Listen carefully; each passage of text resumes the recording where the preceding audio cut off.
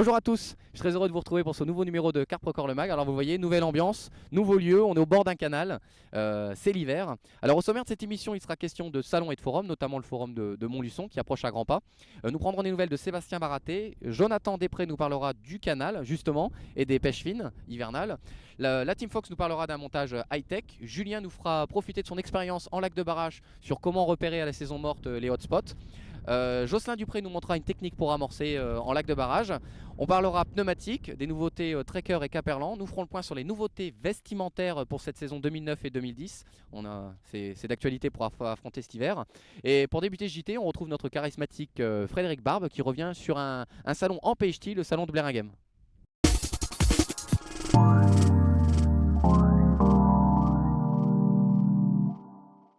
Alors on retrouve Fred pour nous parler du salon de Blair-Game. Alors Fred, salut. Salut JB. Merci de t'être rendu dispo. C'est normal. Alors Fred, Blair-Game, c'est où? C'est dans ton coin ça? Ouais, c'est dans le Pas-de-Calais, donc c'est à une cinquantaine de kilomètres au-dessus de l'île. Et il s'est donc déroulé du 7 au 8 novembre dernier, le salon. Alors c'est organisé par qui? C'est organisé par le club Carp Limite, et en fait le président c'est Michel Dufour. Donc bon, il est bien connu et il est vraiment investi, il s'investit. Il y a un club avec 65 adhérents, il propose vraiment aux jeunes d'entrer dans son club pour les aider à trouver du matos, pour vraiment les aiguiller et les mettre sur le bon rail. Et puis Alors ce salon ça a été plus ou moins une réussite apparemment. C'était sur combien de mètres carrés? donc en fait il était sur 830 mètres carrés, il a même dû rajouter des chapiteaux et c'était même plus qu'une réussite parce qu'il y a eu 1500 visiteurs qui sont venus, qui se sont déplacés. Il y avait de grosses marques je pense. Ouais, il y avait 29 exposants. Alors il y avait tout, il y avait bon, comme dans les salons, il y a beaucoup d'appâts, il y avait beaucoup d'appâts, mais il y avait vraiment de tout parce qu'on trouvait des marques, des jeunes marques qui se lançaient, qui proposaient des produits vraiment originaux. Donc là, je peux citer, tu avais Loire Baits, Liberty Baits, WF Baits qui proposaient des produits vraiment originaux avec comment dire, de la mise, de la présentation de bouillettes congelées, sous vide, vraiment des trucs originaux. Puis après, bon, il y avait les grosses marques, hein, il y avait Cordor, Route des Bouillettes, Atomix, Purple, Mainline, Ok. Nika. Alors, justement, tu nous as fait quelques images. Ouais. T'as tourné quelques images et justement, il y a un petit clip, on se regarde ça.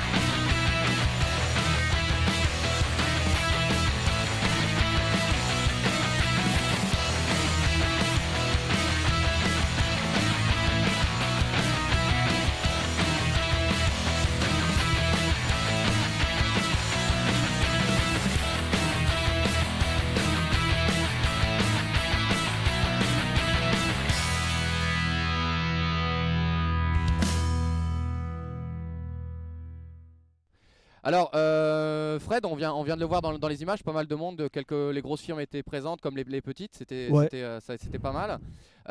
On voit Nicolas Chevret, notre auteur chez Carp Record. Ouais. Qu'est-ce qu'il faisait? Il avait ramené tout le matos? Ouais, en fait, il avait ramené une machine à rouler de sa conception. Il l'a faite en fait intégralement et ça lui permet de faire vraiment du gros débit, quoi. Il s'est roulé 100 kilos de bouillettes, pour lui, c'est vraiment plus rien, quoi. Ouais, donc c'est devenu vraiment voilà, c'est vraiment industriel, quoi. professionnel et industriel. Là où on met 1 heure à rouler 10 œufs, lui il en roule 100, hein. C'est vraiment ça.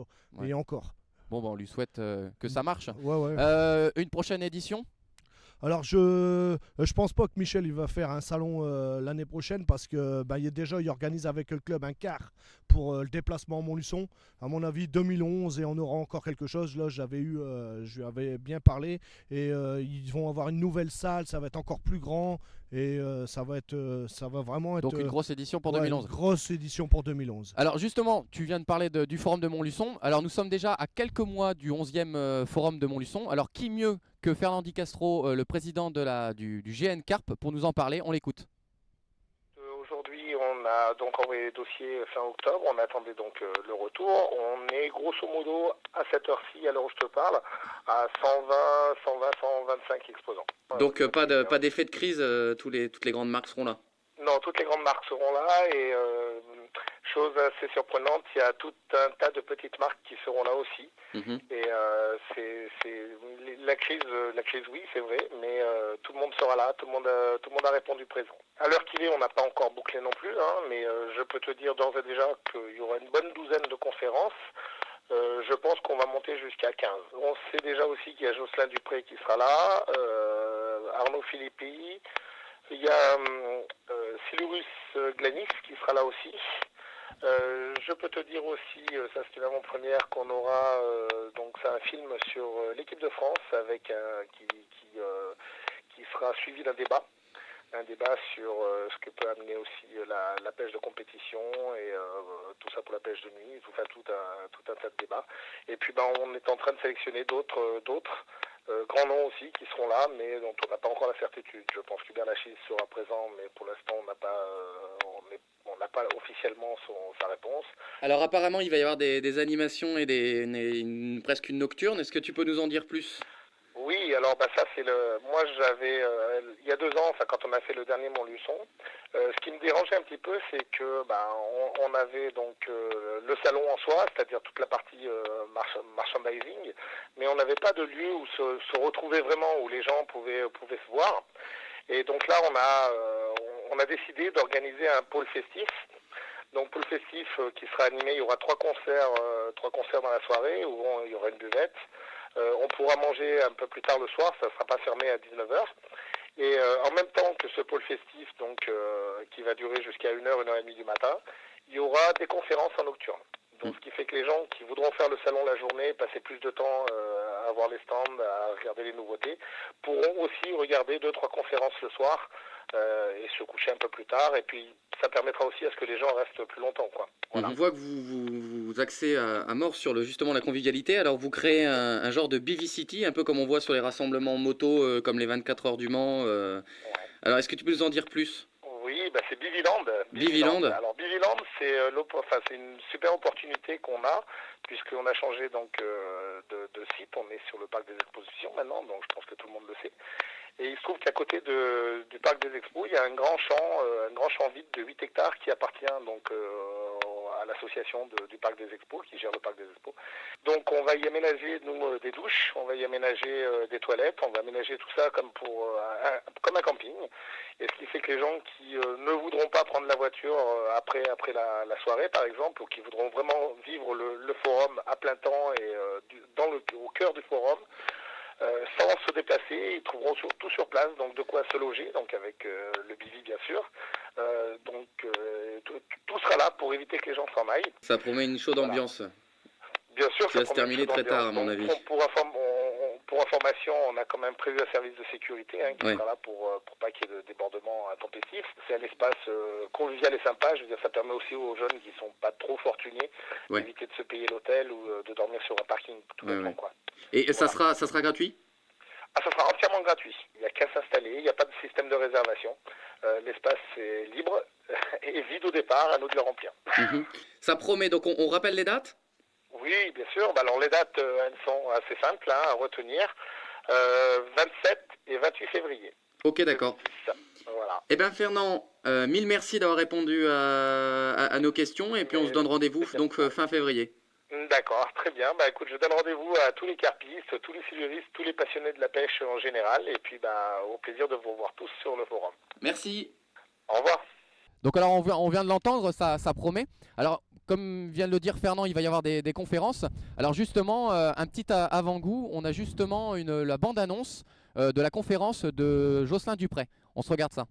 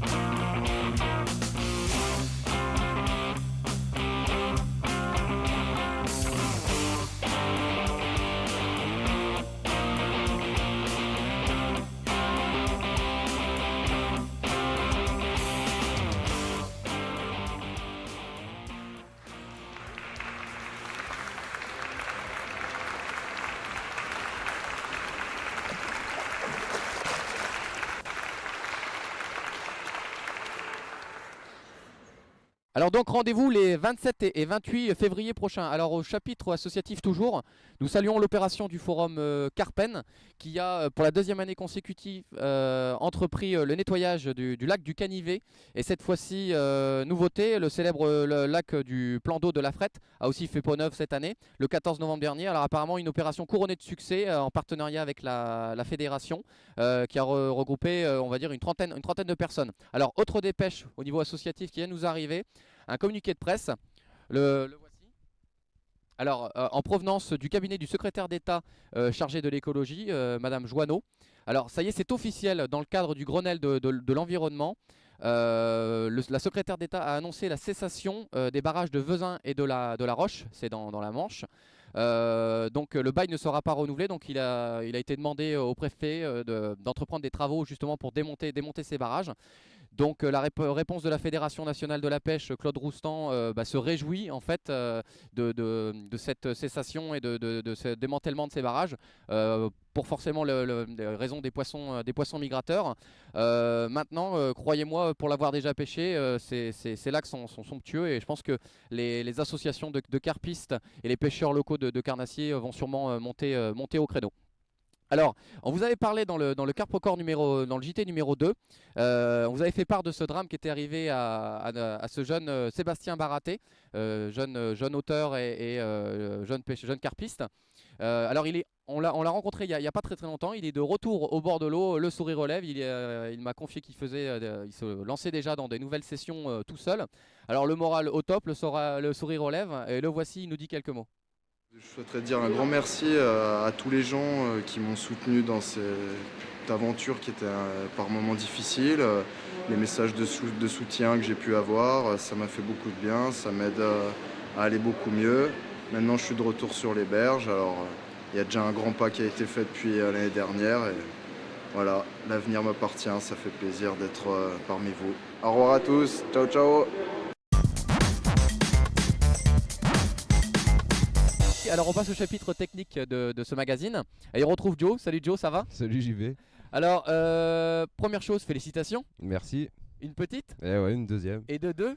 Et de deux, ouais. Ça va devenir tendu là pour la pêche. Ça va venir tendu, mais on va y arriver quand même. Ouais. Hein. Bon, ça va, l'hiver c'est un peu plus relax. Ça va, ouais, bon, on pêche toujours l'hiver. Hein, Ah, ça va, alors ouais. justement, on est en plein hiver, on est au bord d'un canal. Et est-ce que tu peux nous parler un peu des pêches d'hiver en général, mais surtout plus particulièrement de la pêche au canal? Alors comment ça se passe? Comment c'est foutu un canal?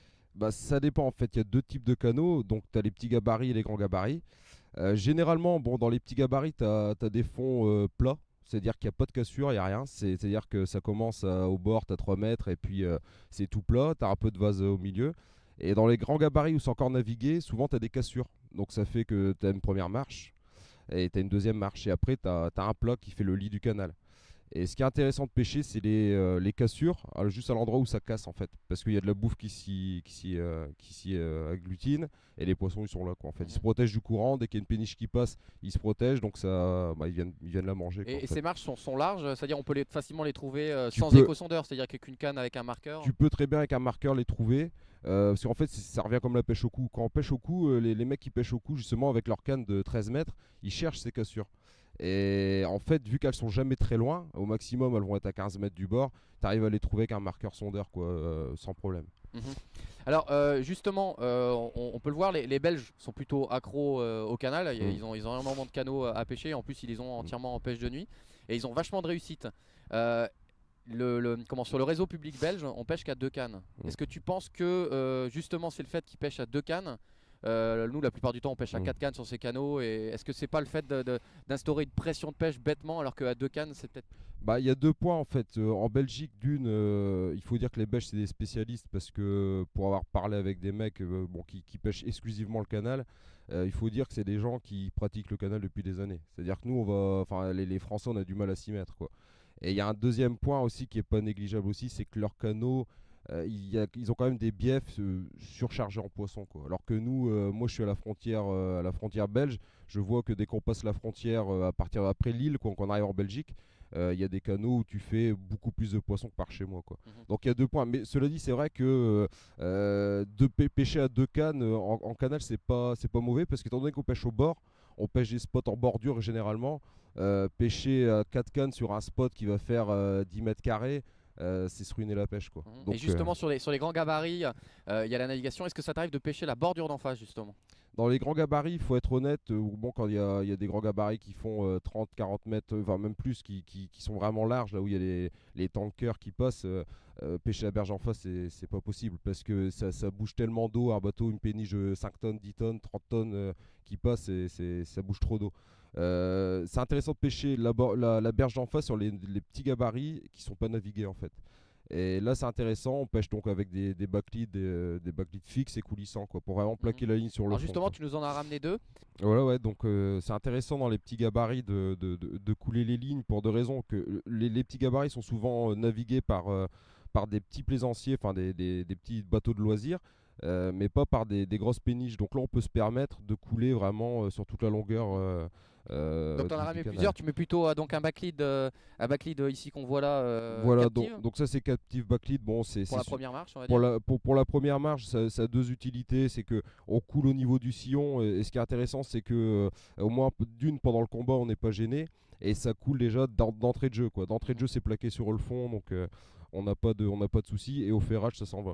Et sur le lit. Et voilà. Et après, des- dès qu'on va plus loin, dès qu'on veut couler plus loin, on peut mettre un deuxième plomb. Si ça court, c'est-à-dire s'il y a du courant, tout ça, on peut mettre. Donc c'est tout simple, c'est une agrafe avec un plomb, un petit plomb. Donc les plombs, on peut varier le poids, quoi. Ça peut aller jusque. Voilà, si les péniches sur un Voilà, fort quoi. ou S'il y a un peu de rando, voilà, ouais, si ça tire, tout ça, on peut monter jusqu'à 80 grammes. Ok, y a pas de et justement, problème. alors au niveau des montages, hein, c'est plutôt des pêches fines d'étang, d'hiver, ou plutôt on reste dans des bases de rivières où il faut arracher gros hameçons. Tout dépend en fait. Il y a plusieurs facteurs qui vont jouer. Il y a la saison qui va jouer, c'est-à-dire qu'on va pas aborder. Il y a la saison qui va jouer et la densité de poissons. C'est-à-dire qu'on va pas aborder un petit gabarit en hiver où il y a beaucoup de poissons. On peut l'aborder comme en été, c'est-à-dire on peut amorcer lourd, des secteurs où on a repéré du poisson, on peut amorcer lourd. Mais après sur des grands gabarits ou même sur des petits gabarits où il y a des gros poissons mais très peu, on va pêcher en spot. Et donc on va revenir sur une pêche d'étang en fait, comme en plan d'eau ou quoi. C'est-à-dire on va pêcher avec des pêches en assiette, c'est-à-dire un peu d'appât et puis un appât très attractif au bon endroit, quoi. Donc c'est moins encombré, donc moins de.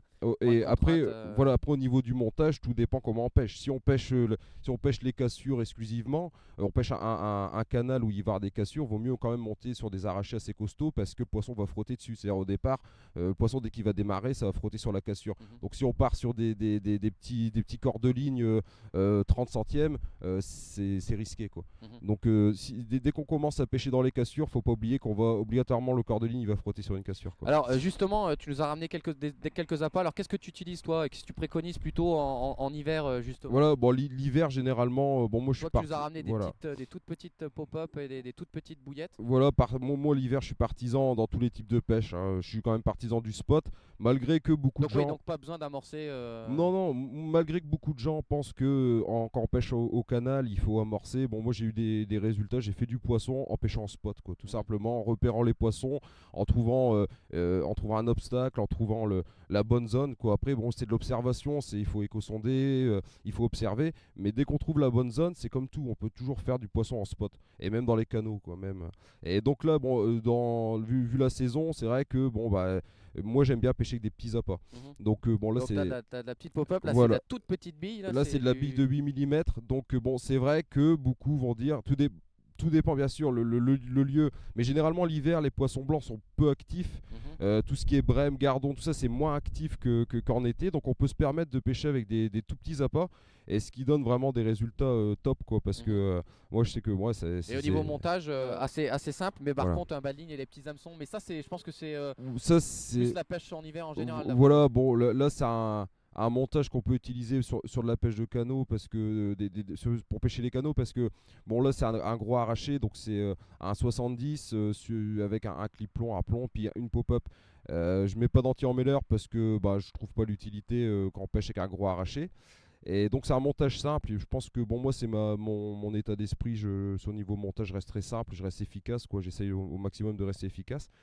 Et après, bon, niveau appât, vu la saison, là on commence à rentrer dans l'hiver, que ce soit sur des pêches de canaux ou des pêches de gravière. T'as ramené un dip et, voilà, bon, c'est le genre de choses que j'utilise. Bon, des particules, je peux pêcher donc avec des particules, et en appât, je vais utiliser des petites pop-up de 10 mm. Des petites bouillettes de 8, des dips, tout ça pour essayer de stimuler au maximum les poissons. Justement, là, tu m'as fait découvrir un truc tout à l'heure, c'est un stabilisateur. Voilà. En fait, alors montre-nous un peu comment c'est fait. C'est en inox. Voilà, donc en fait c'est une petite astuce, mais que je trouve vraiment géniale. Donc c'est un stabilisateur en inox, pour les mecs qui pêchent avec des buzzbars de canne. Généralement quand on pique, surtout au canal, on sait souvent est-ce que c'est des cailloux. Voilà, et dès qu'on a des sols un peu mous, tout ça. Généralement les buzzbars bougent, c'est-à-dire qu'on remonte une canne, et la buzzbar elle tourne. Alors là, avec un petit stabilisateur comme ça, en fait, c'est tout simple, c'est-à-dire qu'on plante les deux, on plante le pic et le pic du stabilisateur, et ça ne bouge plus du tout. Donc on peut mettre ça à l'arrière, à l'avant, et ça fait qu'en fait on a un pic avec une buzzbar de canne. On peut avoir n'importe quoi qui se passe, ça ne bouge pas, quoi. Okay, ça évite de tourner. Voilà. Ok, d'accord. Donc on reste au chapitre hiver justement, et là c'est Jocelyn Dupré cette fois-ci qui nous montre un peu une technique d'amorçage justement en grand lac en hiver. On le regarde.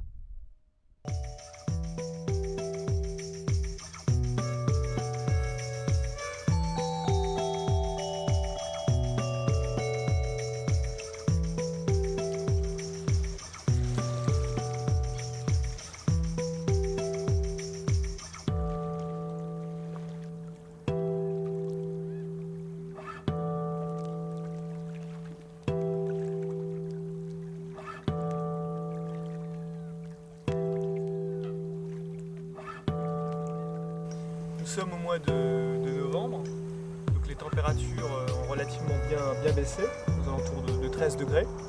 Et comme on est sur une pêche rapide de 48 heures sur ce lac alpin, eh bien, je vais vous montrer ce que j'utilise pour ce style de pêche. Alors, on va commencer avec les particules. J'utilise beaucoup tout ce qui est boquette de chez Dynamite. Donc là, c'est du chêne vie, qui est mini noix tigrée. Donc, elles ont un diamètre qui est 2 à 3 fois moins grande que les noix tigrées classiques. Du pellet de 6 mm, petite taille. Donc là, c'est des pellets au parfum The Source. Et puis également du méthode, on verra comment on l'associe. J'utilise aussi tout ce qui est maïs doux. Là, on en mettra 250 grammes. Et puis des bouillettes de différents diamètres. Ici, c'est de la 10 et de la 15 mm. Et enfin, j'ajouterai à ma préparation deux attractants, Fresh Fish et Spicy Tuna. La combinaison des deux m'a souvent permis de faire la différence. Donc on va commencer par le chêne vie. Voilà.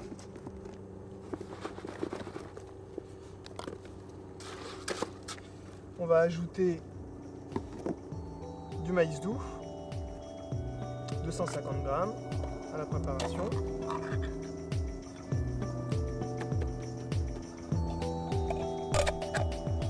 Voilà.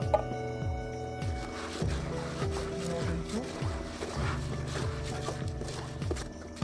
Bon, le jus, c'est pas très grave, ça sera absorbé par la farine. On va rajouter donc le pellet.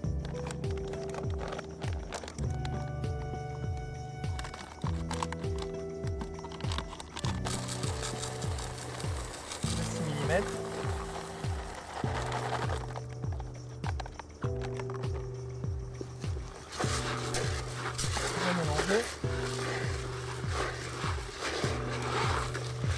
Donc des bouillettes de 15 mm Fresh Fish, du petit diamètre.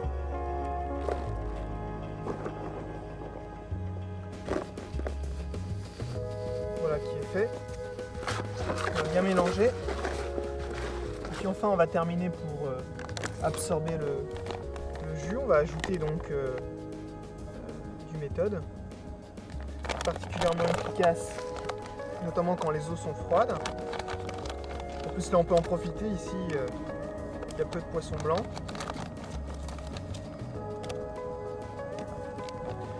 On va rajouter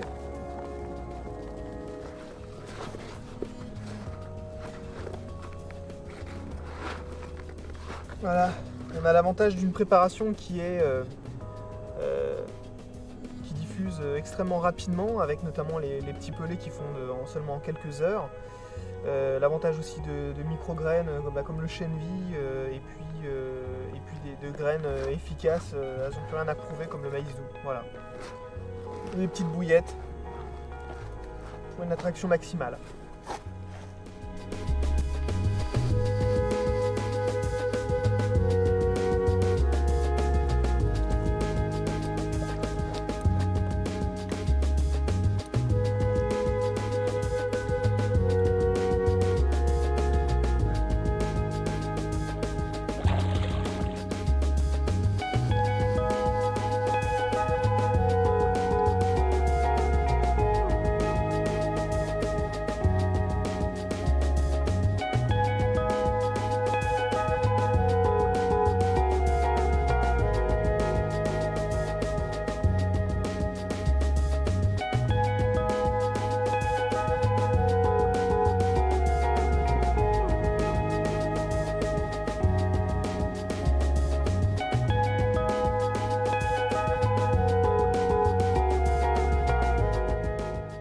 Alors au chapitre technique toujours, j'ai l'honneur de recevoir dans le JT de Carp Record la team Fox France.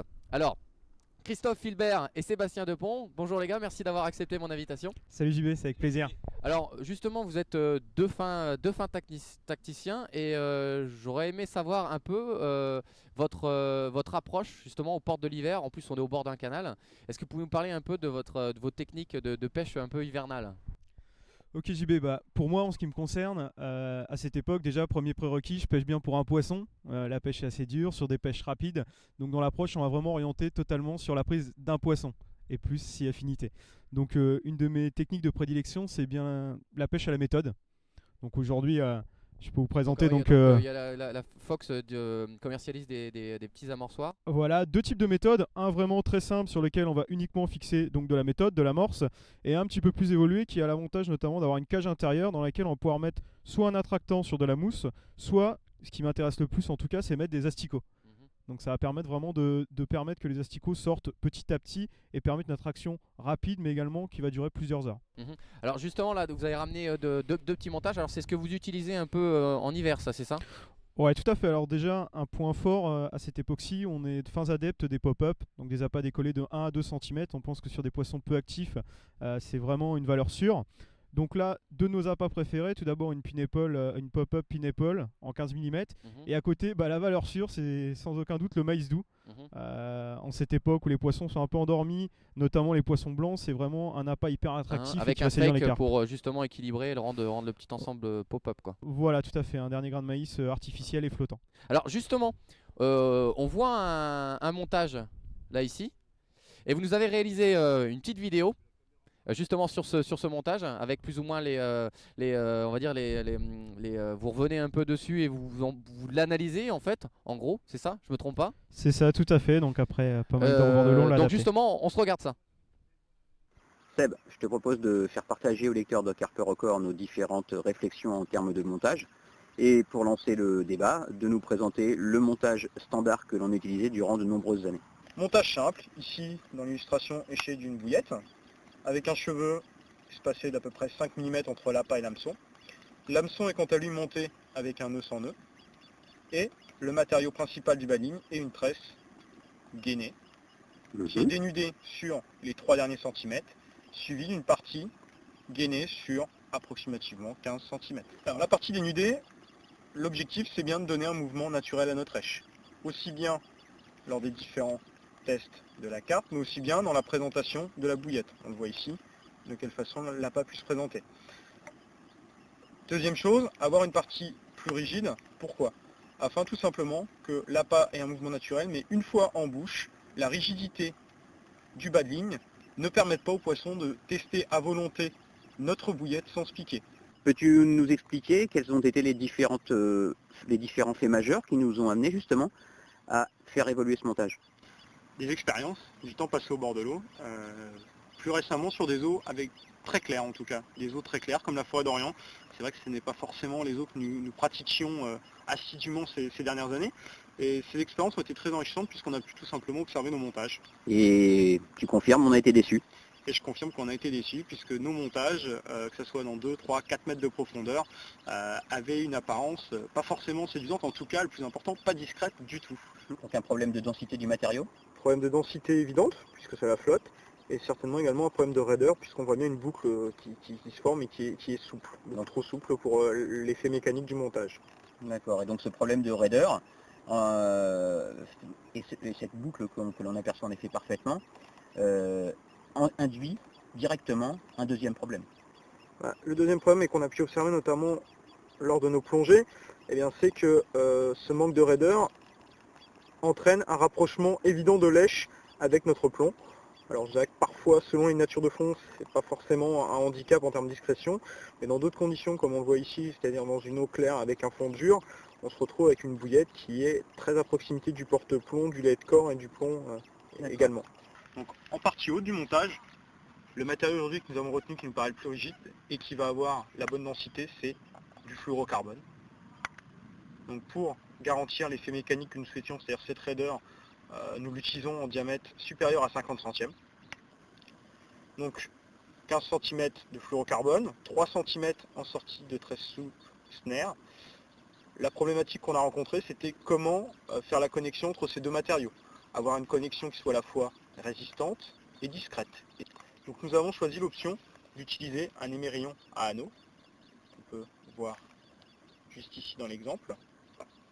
Donc émerillon à anneaux.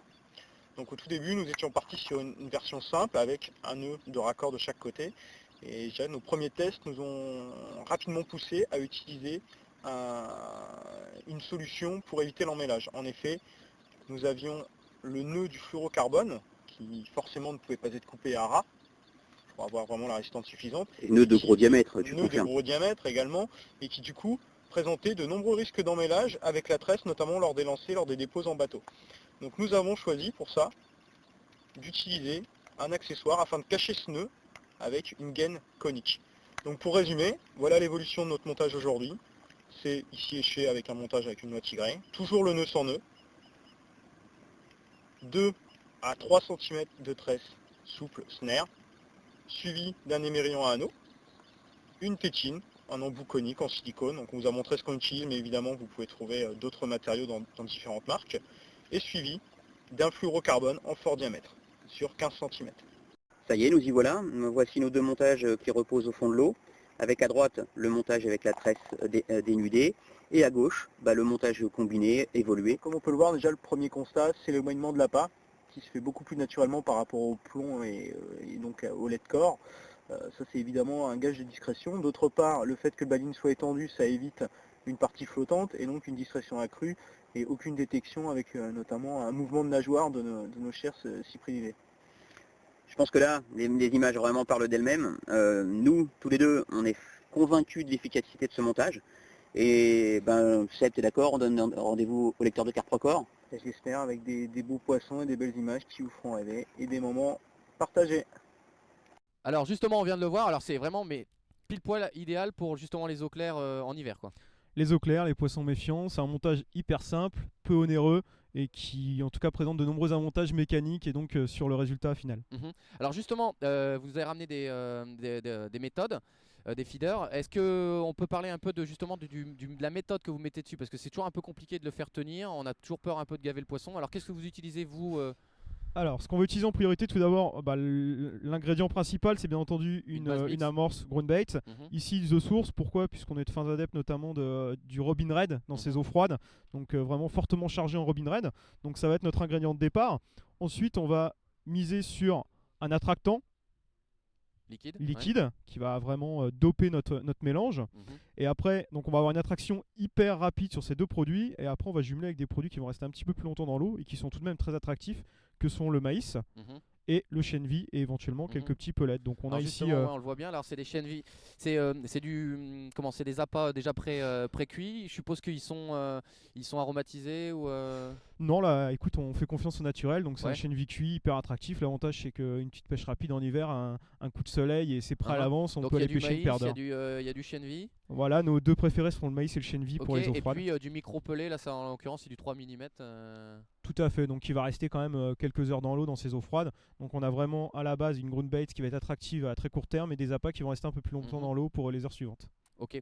Alors justement le groundbait, vous contentez d'en mettre juste sur le feeder ou vous en jetez en plus à côté Bah écoute, ça va un petit peu dépendre de l'appétit des poissons et de l'activité qu'on va pouvoir observer sur la zone. Il est évident qu'on va attaquer tout d'abord avec une groundbait sur la méthode et on va attendre de voir l'activité autour, savoir si on va éventuellement mettre quelques boules avec une fronde aux alentours ou à la main. Donc alors juste uniquement au niveau amorçage, juste uniquement ce qu'il y a sur le feeder. Rien de plus. C'est ce qu'on va préconiser au départ en tout cas. Ok, d'accord. Et je vois aussi que vous avez ramené aussi des chaussettes. Alors là c'est plutôt Christophe qui va nous en parler. Oui, je vais prendre le relais de Sébastien. Alors Sébastien va prendre la caméra à ce moment-là. Donc je vais prendre le relais de Sébastien pour commenter un peu une deuxième alternative. La traditionnelle chaussette. Tout à fait. On a donc l'utilisation de fils de sacs solubles dans lequel on vient placer quelques pellets de petite taille, là en l'occurrence des pellets de 6 mm. Et on n'hésite pas non plus à mettre quelques grains de maïs doux à l'intérieur qui nous permet d'avoir une extraction très forte à proximité de l'hameçon. Ok, et ça alors donc du coup vous le fixez sur un bas de ligne avec un clip-long, vous le plutôt dessus? Non, généralement je l'attache moi directement sur l'hameçon. Ok, Ok, et au niveau donc plutôt justement alors pour l'hiver, vous êtes plutôt lead core, long lead core, des arrachés avec des backleads je suppose. Nous sommes tous les deux des fervents amateurs du lead core, avec le gros avantage que ça, c'est que ça plaque la partie terminale de la ligne extrêmement bien. Et donc, mais par contre, ça n'empêche pas de pêcher non plus avec une arrachée de gros diamètre, il n'y a pas de souci. Et autre question, au niveau des bad lignes, plutôt des bad lignes courts, parce que là on le voit, ils sont quand même relativement courts, ou plutôt bad lignes courts, bad lignes longs, peu importe. Tout à fait, donc on aime bien pêcher, et notamment en hiver avec des bad lignes courts. Du fait souvent de la méfiance des poissons, avec une envie d'alimentation qui est parfois quand même beaucoup moins élevée que pendant les périodes chaudes. Donc on aime bien raccourcir un petit peu nos bas de ligne de manière à piquer encore de manière plus efficace les poissons. Bon bah nickel. Alors vous voilà un peu plus renseigné justement sur les tactiques, on va dire quelques conseils de pro justement pour attaquer l'hiver. Alors bon, pendant qu'il y a des irréductibles, un peu comme vous et moi qui attaquons et qui continuons à traquer dame carpe, on va dire sur nos plans d'eau et sur nos canaux. Alors pendant qu'il y en a qui continuent à traquer la carpe, il y a d'autres petits malins qui préfèrent déjà préparer, on va dire, la saison 2010, la prochaine saison. Alors on trouve Julien, notre rédac chef justement, qui profite lui de l'hiver, non pas pour pêcher, mais je pense qu'il doit aussi faire quelques après-midi à la pêche. Je pense que ça doit le titiller. Alors justement, il profite de l'hiver et des marnages importants dans les lacs, dans ces lacs de barrage justement, pour repérer les abysses sur ces lacs. Alors, chaussures de rando, sac à dos, et on le suit.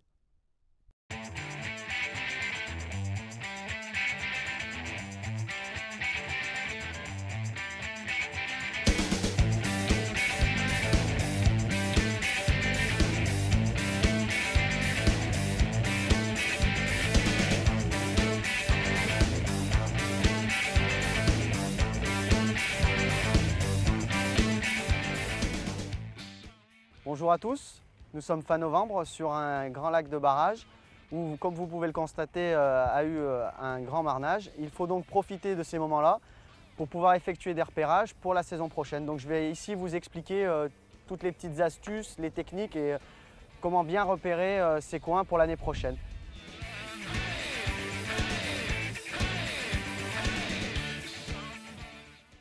Je vais vous présenter donc les différents outils qui sont nécessaires pour un bon repérage.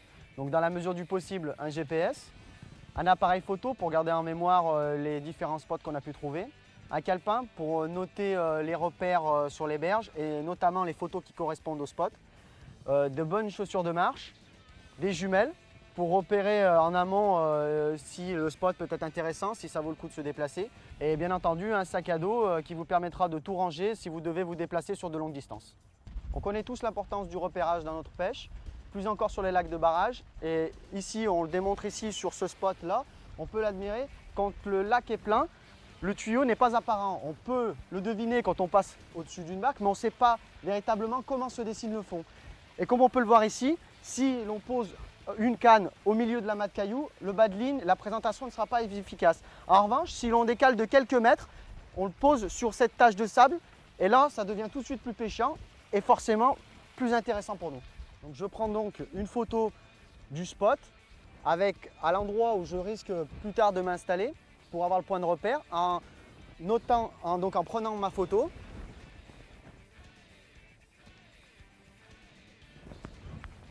Je note mon numéro de photo et je note les points de repère que j'ai trouvés par rapport à mon poste. Donc je prends mon poste et derrière moi il y a un ouvrage. Et je sais que je serai dans la direction, donc je peux aussi peaufiner ce repérage avec un point GPS. Et là, je serai sûr à 90% d'être sur mon spot. Ensuite, j'affine, quand je serai sur place, j'affine ma recherche avec une canne, un plomb et mon échosondeur. Donc en me baladant, j'ai pu remarquer un plat avec une jolie descente. Et quand je me suis approché, j'ai découvert qu'ici, avant que l'eau baisse, il y avait des herbiers. Et quand on admire un peu cette configuration du fond, on voit que ça fait un joli plat et une belle descente. Et forcément, le point intéressant, ça serait de poser nos lignes juste dans la descente pour prendre des poissons qui remonteront sur l'herbier la nuit. Ici, on peut remarquer un cas particulier. Quand on se retrouve en haut et que le barrage est plat, on imagine un linéaire. Alors que là, on découvre ici un éboulement qui nous offre un spot de prédilection. On peut admirer ici une magnifique tache de vase avec une partie même en cailloux qui pourrait héberger des écrevisses, la vase qui pourrait héberger des vers de vase et aussi une zone de sable. À nous ensuite de déterminer exactement où c'est qu'on peut placer la canne, suivant l'époque, suivant s'il y a des éclosions de vaseux, si c'est la période des écrevisses et compagnie. Et en marchant, on peut d'ailleurs découvrir sur le banc de sable de la corbicule. Déjà, cela peut nous donner une indication sur la nourriture naturelle et ce que peuvent manger les carpes sur ce lac. J'espère que ces quelques conseils de repérage vous serviront. Je vais redonner la parole à JB. En attendant, je vais noter cet obstacle, car le repérage n'est pas forcément que dénicher des hotspots, c'est aussi s'éviter quelques déconvenues. Et là, pour le coup, je ne vais pas oublier de le noter.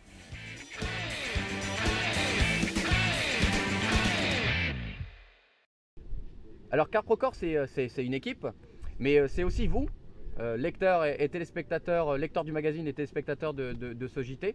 Alors nous avons décidé de braquer cette fois-ci le projecteur sur vous, les lecteurs, et en particulier Patrick, c'est un lecteur on va dire assidu de la revue, et qui nous montre un moyen assez révolutionnaire, je trouve, à un petit coût justement, pour conserver vos appâts. On regarde ça.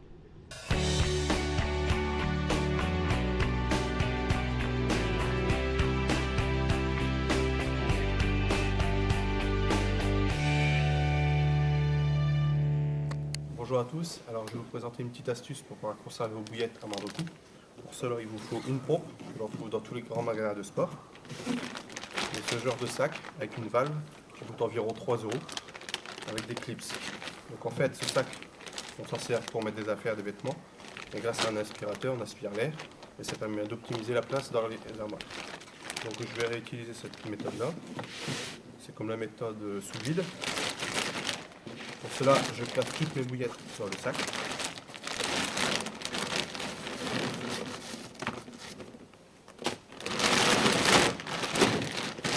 J'étale bien mes bouillettes.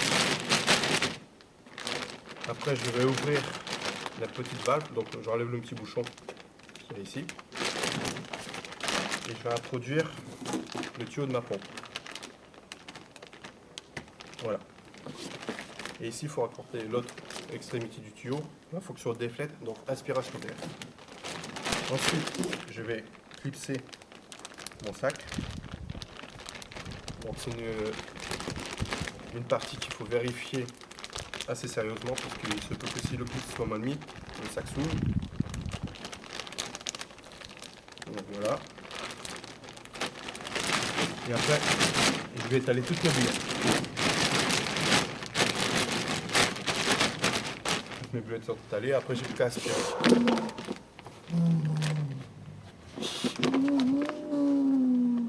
Bon, c'est clair que ça fait un peu de bruit, mais pour 3 € ça en vaut le détour.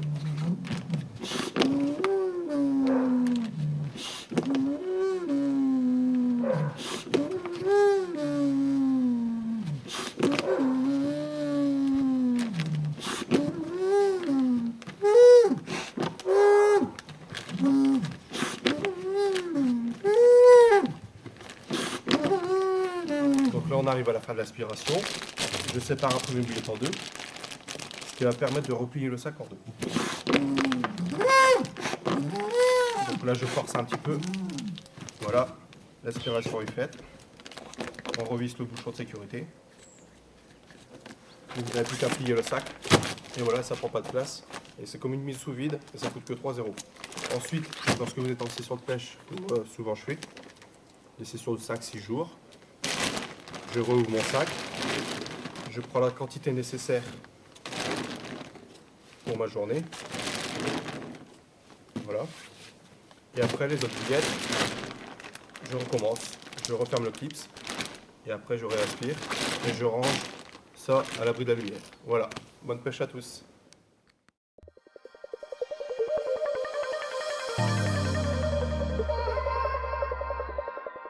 Alors on aborde la dernière partie de ce mag avec le chapitre nouveauté 2010 en l'occurrence. Alors c'était le 3 novembre dernier, la firme Caperlan a réuni l'ensemble de la presse halieutique pour un big show, pour une présentation presse de la firme justement et de ses actions pour l'année 2010. Nous y étions, on regarde ça.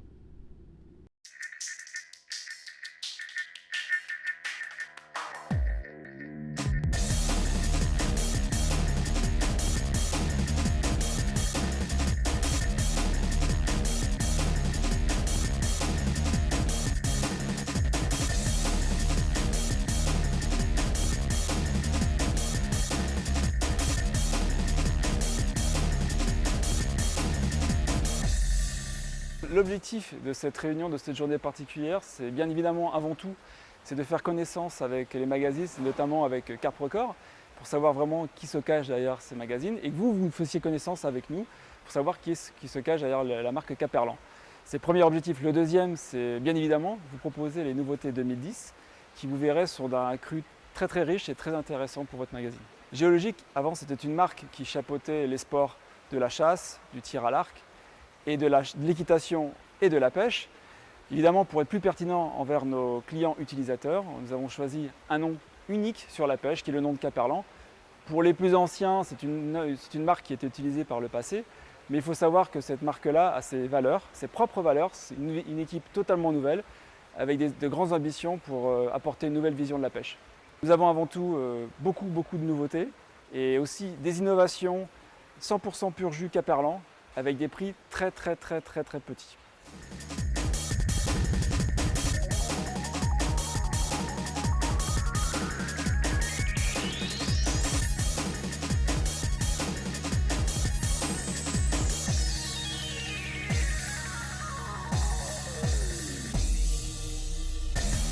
Alors les grandes nouveautés 2010 chez Caperlan sur la carpe sont 3 cannes à carpe, donc un set qui est un set en carbone 3,60 m, 2,5 livres avec un moulinet 5 roulements à billes, débrayable avec une bobine long cast à 49 €.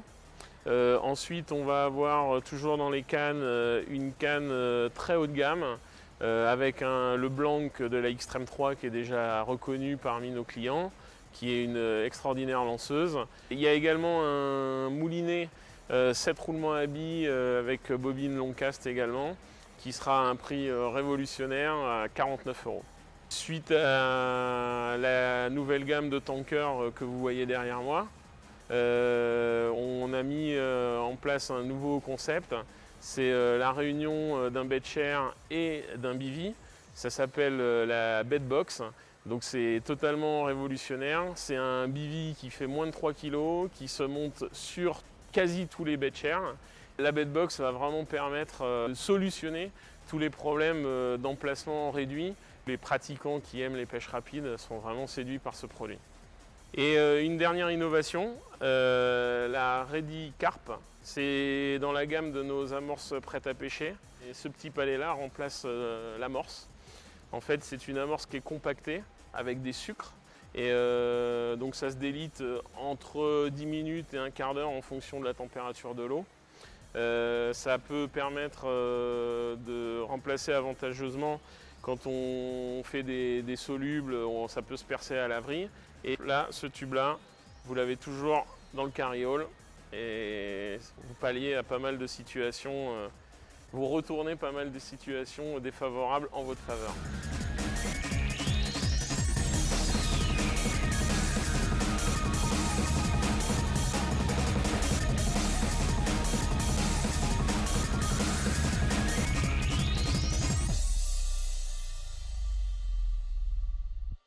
Alors autre nouveauté Matos 2010, on passe par la firme Tracker, la firme britannique, qui lance une toute nouvelle gamme de bagagerie et de vêtements. Alors tout d'abord, une nouvelle gamme de bagagerie, la gamme NXG. Donc on va dire que c'est la gamme de la bagagerie anti-crise avec de tout petits prix, puisque l'ensemble de la bagagerie se situe en dessous de 100 €, même les gros carrioles et les fourreaux. Donc alors c'est une grosse toile 600 deniers, il y a le double couturage on va dire typique de la bagagerie de la firme britannique. Alors tout le fond des carrioles et des sacs sont imputrescibles, donc vous pouvez les laisser poser par terre, l'humidité va pas remonter. Et donc vraiment on voit que ça reste la qualité, c'est vraiment le top de chez le top Tracker. Ils ont même sorti une valisette, même carrément une valise sur roulette pour vos déplacements à l'étranger. Donc vous avez vraiment la valise Tracker pour aller au Maroc ou en Roumanie pour vos pêches, on va dire outre-Manche et outre-Atlantique.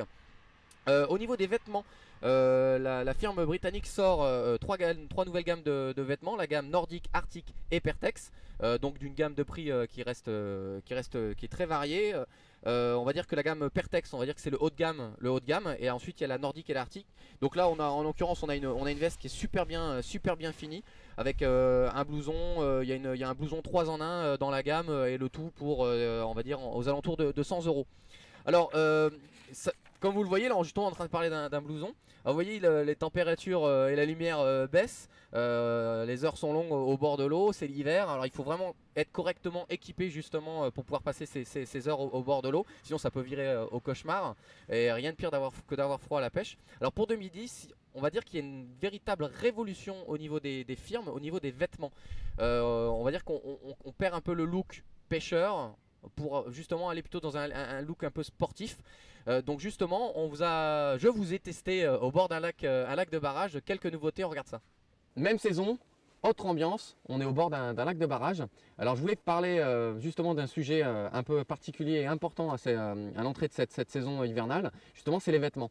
Alors on tend à aller vers un renouveau au niveau des vêtements de pêche. On quitte un peu le domaine, on va dire, officiel, technique des vêtements, on va dire, dits de chasse et camouflage, pour aller vers des vêtements un peu plus sportswear, un peu plus street, avec des camouflages totalement différents, des nouvelles matières. Alors la première société à se lancer, c'est la société internationale Fox, via une nouvelle gamme de vêtements, la gamme Evo.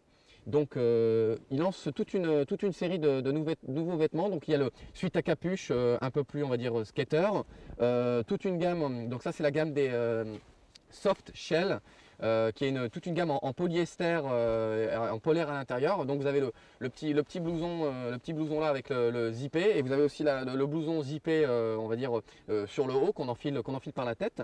Il lance aussi des nouveaux kawé coupe-vent et qui protègent de la pluie, avec pantalon kawé et le haut. Et puis aussi une nouvelle couverture de bettcher, et puis un nouveau duvet. Donc je l'ai testé, assez moelleux et assez chaud, entièrement doublé en polaire, hyper épais, avec 2 zips de chaque côté. En fait, vous pouvez sortir à gauche et à droite suivant dans quel sens vous êtes obligé de placer votre bettcher. Et puis il y a une sangle générale, on va dire comme une poche à l'avant et à l'arrière. Vous fixez, en fait, vous enfoncez votre duvet ou votre couverture, parce que la couverture reprend aussi ce système-là, à l'avant et à l'arrière, de façon à ce que quand vous devez sortir précipitamment pour aller ferrer un poisson, en fait le duvet reste sur le bettcher, et par contre on excite les sangles, en fait, qui souvent s'arrachent, et on se retrouve avec des trous, en fait, dans les coutures du duvet.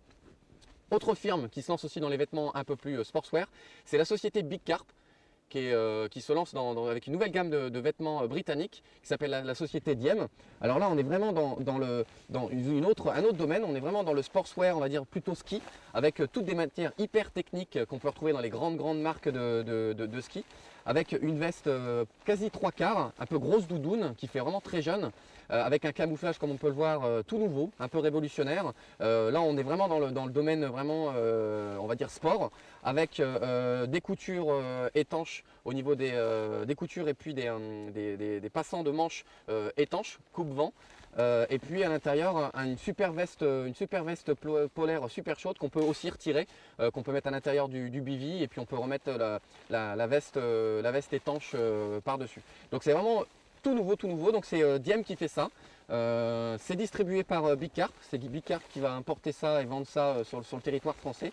Donc je pense que ça va vraiment plaire, et ça va vraiment cartonner au niveau des jeunes et des moins jeunes, parce que c'est vraiment, on va dire, c'est très moderne, et on quitte un peu le vêtement de pêche, on va dire, de papa et de grand-père en vert kaki.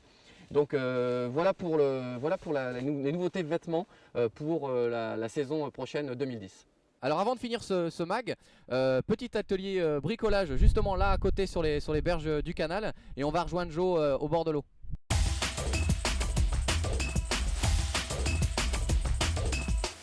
Alors Joe, un petit atelier bricolage, tu as fait paraître dans le Carp Record, le magazine, dans le mag, comment justement camoufler son Zodiac. Et on a eu énormément de retours, les gens nous ont demandé comment tu avais fait, la toile que tu avais utilisée, parce qu'en photo on a un peu de mal à se rendre compte. Est-ce que tu peux nous en dire plus? Ça, à la base, c'était un Zodiac qui était blanc, c'est ça? Voilà, blanc et bleu de la marque Zodiac, un 2,10 m. Ok, donc la toile que tu as utilisée, comment tu as procédé? La toile, en fait, c'est de la toile c'est les covers pour parapluies de la marque Art Spirit. Donc c'est des toiles qui sont faites pour camoufler les parapluies, et en fait j'ai découpé des tronçons et que je les ai collés carrément. C'est un peu comme de la moustiquaire, ça coûte moins de 50 €. Voilà, exactement, c'est exactement de la moustiquaire, c'est synthétique, ça se colle super bien. Ok. Ok, d'accord. Et donc avec un cover, il t'en reste encore quoi. Voilà, avec un cover, on fait largement le. Ouais. On fait largement Et donc tu le- as découpé des bandes, tu les as fait par tronçon de boudin Voilà, et tu as donc- utilisé une colle néoprène. Voilà, donc c'est par tronçon et puis donc c'est de la colle néoprène, ça n'attaque pas le pneumatique du Zod. Oui, il t'en faut et- plus que ça. Ah ouais, bien sûr, il faut plus qu'un petit pot comme ça, hein. Là c'est pour les retouches. Mais bon, il faut 4-5 pots pour faire le Zod. Il faut pas avoir peur d'en mettre des bons joints de code silicone au niveau des raccords et ça tient, il n'y a pas de problème quoi. Ok, et tu m'as dit qu'il y avait des colles maintenant en spray.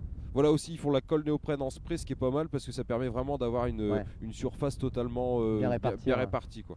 Voilà. Bon, Et ok, bon, d'accord. Et j'ai vu que tu nous avais fait un cover aussi de voilà. moteur. Donc en fait ça c'est le même, hein, c'est le même principe, c'est fait qu'un vieux froc, une vieille jambe de De pantalon, pantalon Royaltree. Et puis donc voilà, bah je trouve vachement plus sympa. Ouais, hein. mais je suis allé voir au bord de l'eau là, il y a une semaine, la berge d'en face, ton Zodiac, on le voit pas. Ah ouais, Ça, c'est clair. Pour Moi, le trouver c'est- au bord de l'eau, faut y aller. Alors justement, c'est l'hiver. Vous allez plus ou moins démonter et stocker votre Zodiac. Alors surtout, n'oubliez pas de le talquer à l'intérieur pour éviter que les parois, quand elles vont être en contact, une fois repliées et dégonflées, elles touchent et que ça puisse adhérer. Donc n'oubliez pas de le talquer quand vous le stockez pour l'hiver. Autre chose, si vous avez des réparations à faire, évitez les colles monocomposantes, les colles pour PVC, pour mettre des rustines. Moi, je vous conseille plutôt d'utiliser des colles bicomposants avec donc une colle liquide et un durcisseur. C'est nettement plus efficace et ça garde en plus l'élasticité. Autre petit produit d'entretien pour cet hiver, moi je vous conseille aussi, c'est un liquide d'étanchéité pneumatique pour les Zodiacs qui sont un peu vieux. Alors c'est une espèce de crème qu'on met, en fait on rentre par les valves et ensuite vous massez l'intérieur de vos boudins justement, et en fait ça va faire une pellicule sur toute l'intérieur qui va en fait boucher les micro-porosités, en fait les micro-pores, en fait les micro-fuites. Donc vous allez pouvoir gagner un peu plus en gonflage et souvent on a souvent des pertes quand c'est mouillé, on voit que ça fait quelques petites bulles.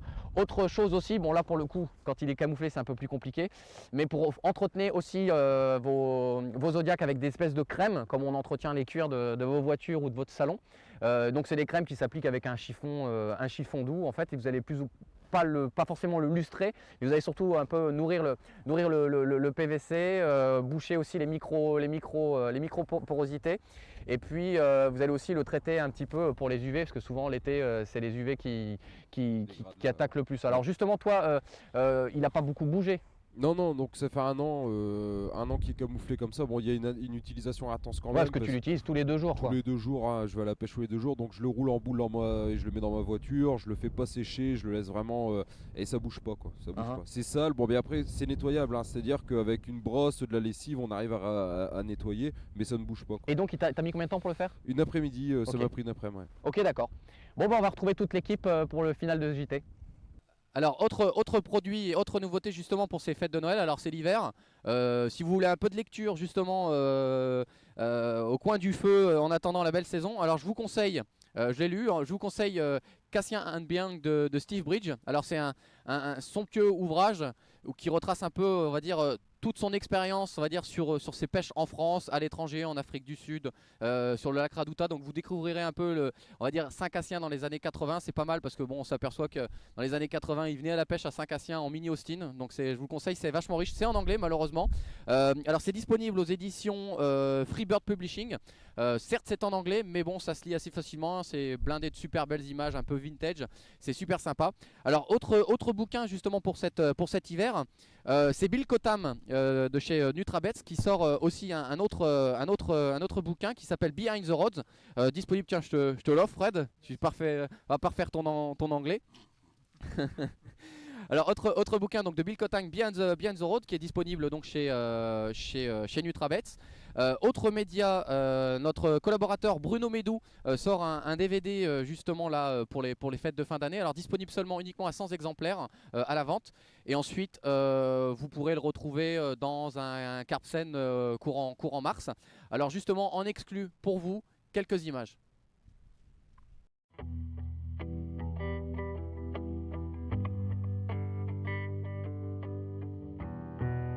Summer lost, ocean still left to cross, cast away on a moment.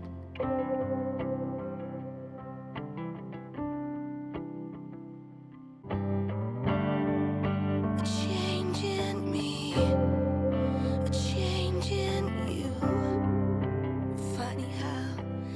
fragile changes. Seasons rise, seasons fall.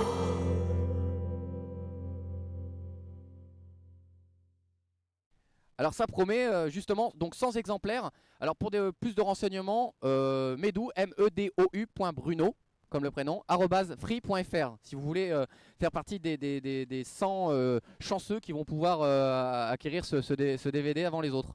Alors autre idée cadeau, le calendrier de Pete Castle, qui est notre collaborateur britannique dans le magazine, que vous connaissez personnellement d'ailleurs. Alors non, il ne pose pas nu dans ce calendrier.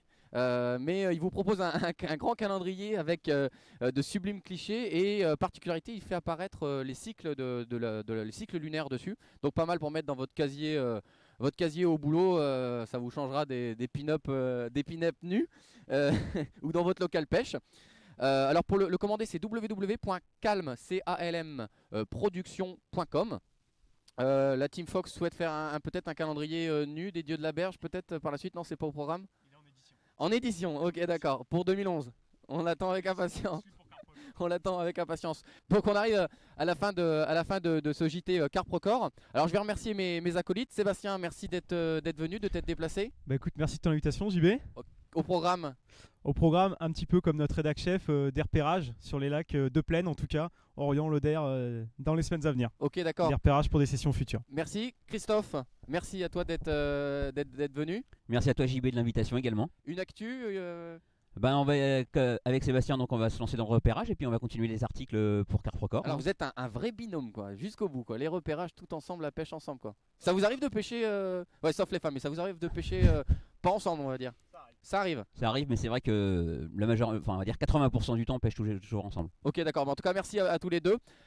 Passez le micro à Fred. Fred, merci à toi d'être venu. Bah encore merci à toi JB, ça me fait toujours plaisir de participer à ce genre de manifestation, c'est vraiment super. Une actu, des projets? Oui, un projet, sûrement quelque chose avec Caperland pour l'année prochaine, c'est bien parti et ça devrait vraiment être intéressant pour moi et pour eux, j'espère qu'on va pouvoir bien collaborer. Et puis des changements peut-être sur le site, mais alors ça c'est vraiment inexclu. Oui. Il va y avoir une grosse modification, une grosse mise à jour. Ouais, un relookage, quelque chose de plus moderne, plus dynamique encore. Ok, terrible, terrible. Joe, merci à toi d'être venu. Vous auriez pu venir ensemble, vous êtes presque voisins. Ouais, merci JB, c'est toujours sympa le JT. Moi je vais te dire bon courage. Bah ouais. Encore félicitations. Bah ouais, ok, ouais. Bah là, de toute façon, l'actu pour moi, l'intégration d'un nouveau team l'année prochaine. Ouais. Moi j'en dis pas plus pour le moment. Montluçon, il y aura sûrement des petites images, peut-être une petite conférence pour moi à Montluçon. Et la pêche, quoi, toujours la pêche cet hiver. La pêche là, sur un plan d'eau en plus qui est pas trop pêché. Un nouveau défi pour l'année prochaine pour moi, un plan d'eau jamais pêché près de chez moi là. Et où je pense avec un peu de chance et j'espère faire des beaux poissons et prendre mon pied quoi. Ok, d'accord. Bon, en tout cas voilà. merci à vous quatre. Alors justement, tu viens de parler de Montluçon, donc on vous retrouvera tous, vous pourrez tous nous voir au forum de Montluçon, donc on vous réserve quelques surprises et même si, bon j'en dis pas plus, mais même si vous pouvez pas venir, on va essayer d'aller justement chez vous, si vous pouvez pas vous déplacer à Montluçon avec quelques super quelques surprises de taille, on va dire. Alors je voudrais remercier, on va dire, Jérôme, notre réalisateur au car régie. On va remercier Vadi pour justement le car régie. On va remercier Monsieur Mangin pour, on va dire, l'électricité au bord de l'eau et au bord du canal. On va pas remercier la VNF qui nous a pas autorisé à filmer ce jour au bord de l'eau. Mais qu'à cela ne tienne, on est passé outre. Moi je vous retrouverai à Montluçon avec plaisir.